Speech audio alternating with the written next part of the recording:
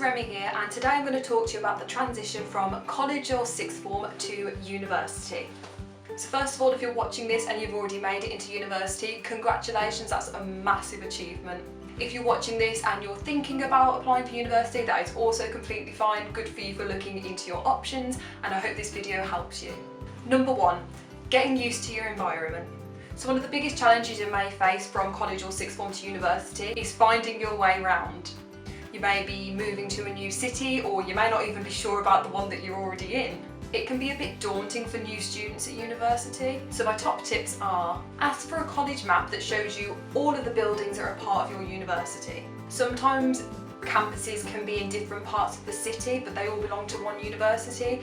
Some of you may have experienced this kind of thing at college, but if you went to sixth form, for example I did, it was all on one site. Google Maps can help you have a better understanding of how far away certain buildings are. Get used to public transport. Some universities even offer shuttle buses to get you from different parts of the campus. Get familiar to local coffee shops and food outlets in case you forget your lunch, or just a place to meet up with new friends and socialise. This is a big one. Find a place in the city that you can de-stress, whether this be a park, or for me, a nice walk along the river near my university did the trick for me. Everyone's different, but it's really important for your own mental health to think about a place that you can go so you can have that time to de-stress. Know your timetable. You don't want to be that student rocking up 15 minutes late, hitting everyone with your bag on the way in. Number two, getting used to being more independent. As college or sixth form was a step up from high school in terms of freedoms and experience, university is now another step up. This can be a big change for someone who has come from school or college and had little independence. This can be a very surreal experience, and some students do struggle at first. My top tips are: if you're moving away from home, it's always a good idea to keep on top of your finances. For instance, spending all your student loan on day one at the pub is not a good idea. But when I got my student loan, what I did was I factored in the cost of bills, transport to uni, any books I needed for uni. And then what I had left I knew is what I could spend on stuff that I wanted to, whether that be clothes or socialising, those sorts of things. And then what I did is I split that up into a weekly budget until I got my next student loan, so I knew exactly how much I had to spend a week on whatever I wanted to.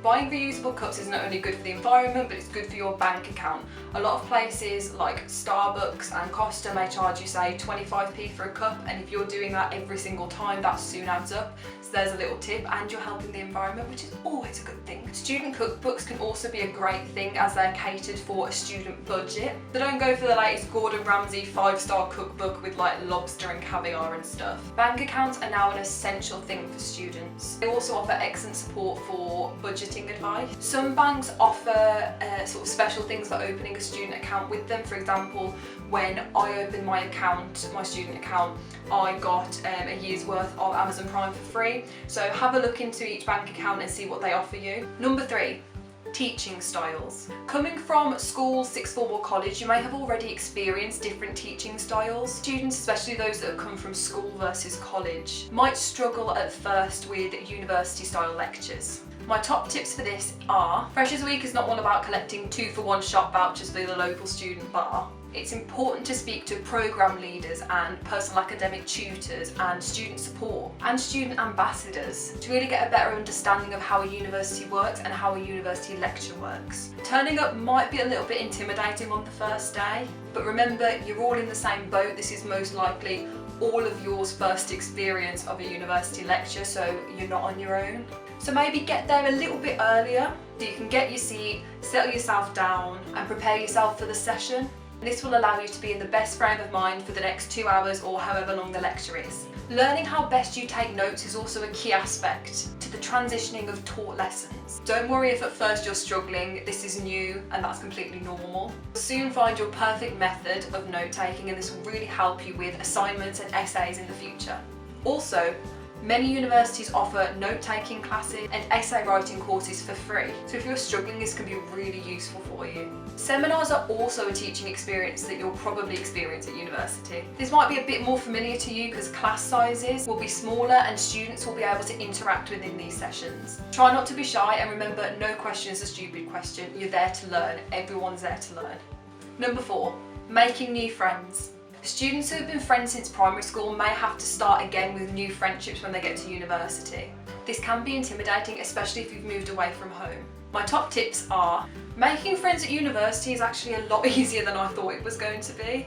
For a start, you're studying a course that you have a massive interest in, and so is everyone else on your course, so there's something that you've all got in common straight away. If you join social clubs, sports, societies, etc., this is also a great way to make friends with different sorts of interests, anything from rugby to anime to chocolate to Quidditch. There's a society for everything. Friends who you've grown up with will always be there for you. So all you're doing is finding more friends, you're not replacing them. So don't worry about friends back home. It's okay to have more than one set of friends. Number 5, work. Getting a part-time job while at university can be a little bit scary, especially if you've moved away from home and you need to work to keep your student loan topped up.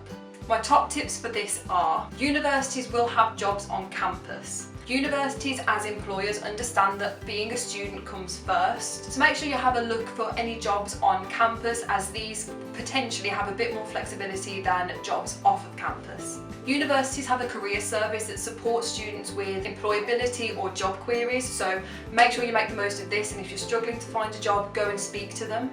Another good tip is to carry your CV wherever you go. You never know, you could be sitting in Costa with your friends having a pumpkin spice latte and then you see a sign saying barista wanted. If you've got your CV there and then, you don't have to think, oh, I'm going to go back home, print one off, walk back down, etc. This worked really well for me, as I was out shopping with my friends and I saw Lush had an advertisement going for staff. Luckily I had my CV with me, so I simply walked in, presented them my CV and walked back out. It was nice and simple, and I worked there most of the second year I was at university. So that's the end of this video. Sorry if it's a bit long. I really hope some of these tips helped you in the transition from college or sixth form to university. If you were thinking about university, I hope this cleared up a few questions. If you're going to university, I hope you have an amazing experience, and I hope some of these tips will help you with your transition. So thank you for listening, and I'll speak to you all soon. Bye!